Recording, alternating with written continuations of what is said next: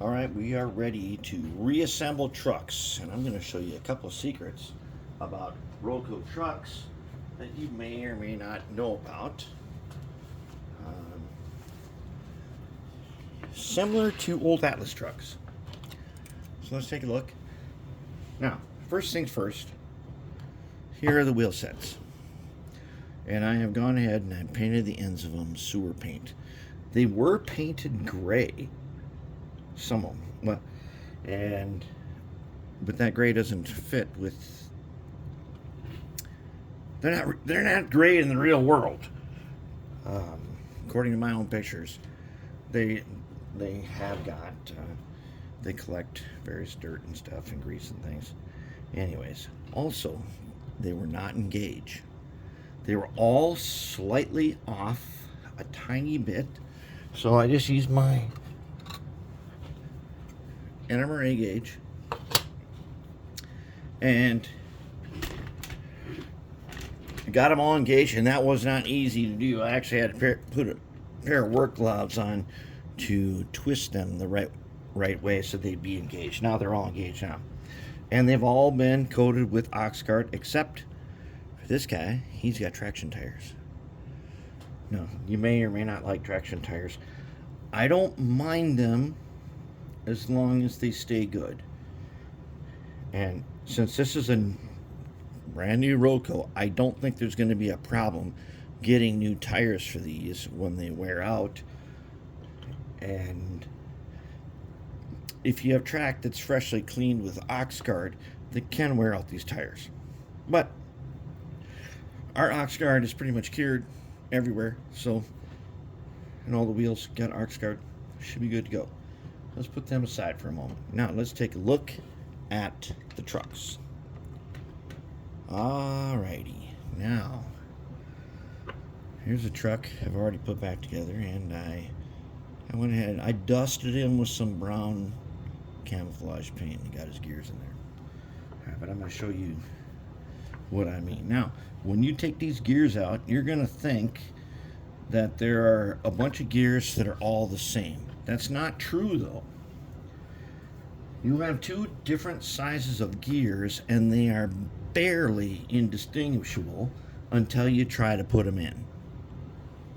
You have three big ones and three little ones, but they're so similar that it's really tough to tell the difference until you start putting them in. So let's take a little bit of today we're going to use the Zep Ready Lube. Usually we like Mag 1 or Valvoline or something like that. And so the three big gears do not have registration marks, but the three little ones, they do have registration. It's very tough to see, but there's a dot on one side of them, as you can see right there.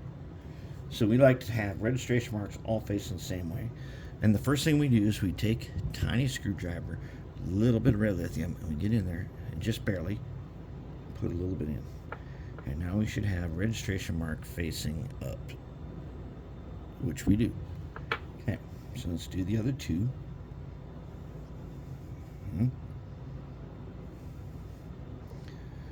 So the three little ones go to the rear.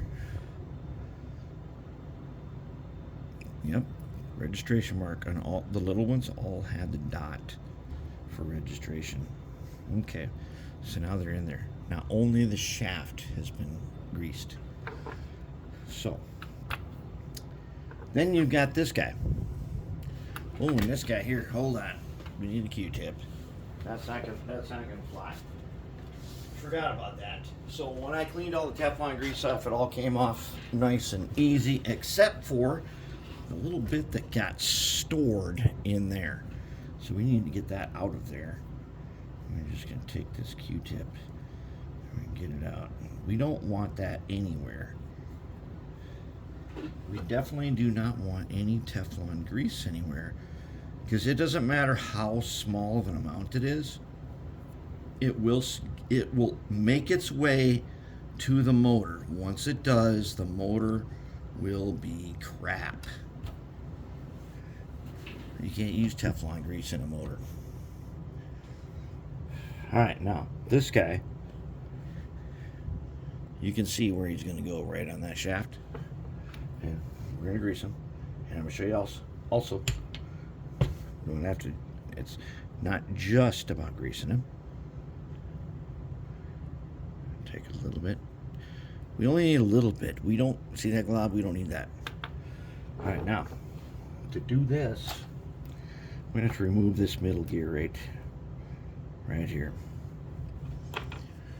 Okay. We're going to remove that guy, and then we're going to go ahead and we're going to drop this guy who's got some lube on him, just like that. He goes in there.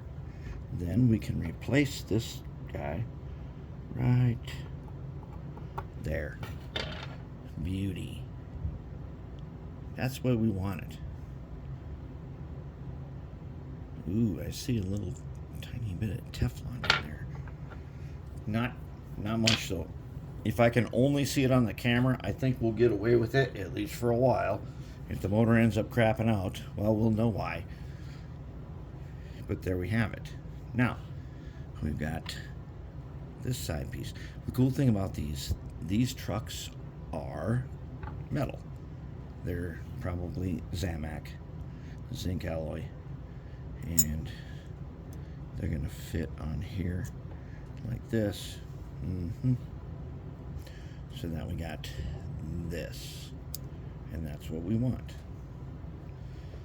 Now, this guy doesn't have screws that holds him on here. He's got a cap that holds him this way, and I believe that when we put the bottom on and we put the worm back in and we put it into the trucks, we'll be good. Okay, so let's take a look at the trucks. That is the look I'm going for on these trucks. Pretty sweet, huh? Okay, I use a combination of a little bit.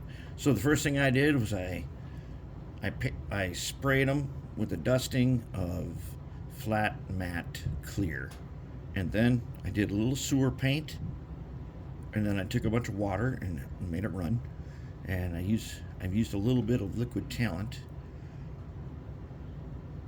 And you can see it'll be okay because we're gonna do liquid talent again later.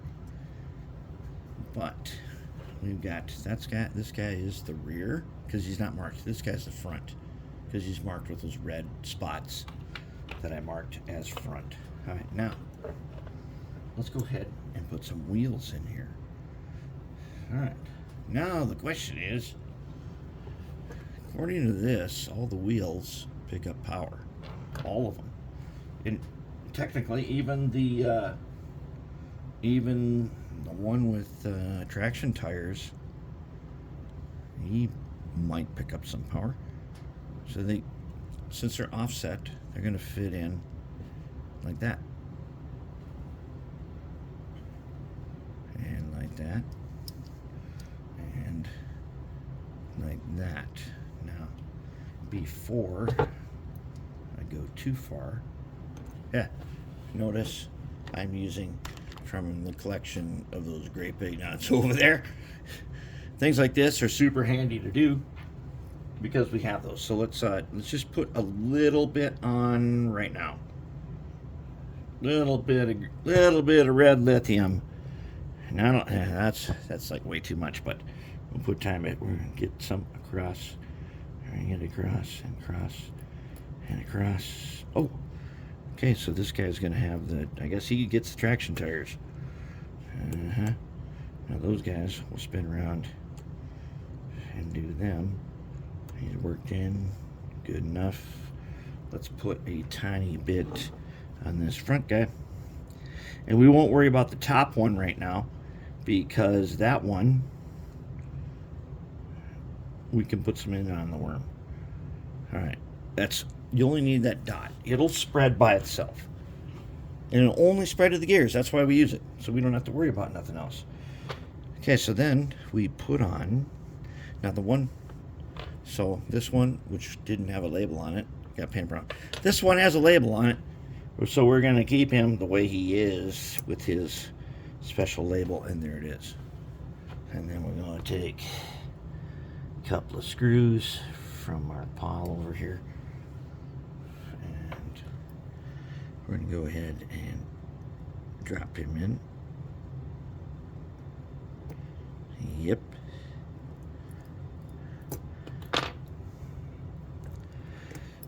And the neat thing is we don't got to worry about power pickup. This thing has, it's got wipers, but I actually really kind of like the wipers I see on here, because unlike single wire phosphor bronze ones, these are like sheets. Now we have to clean them sheets and put some Oxguard on them, but there we have it. There we've got a truck. And now we set them on the track here. If we run them back and forth a bit, that lube is going to spread. Oh, it feels so smooth. Dang, this guy feels smooth. Now here's the thing. If I go like this, he should go a little ways, but not keep going. Like that. That tells me I've got him lubed right. He feels so smooth. That is a beauty right there. And that's what we want. We'll worry about the worms and stuff in a little bit.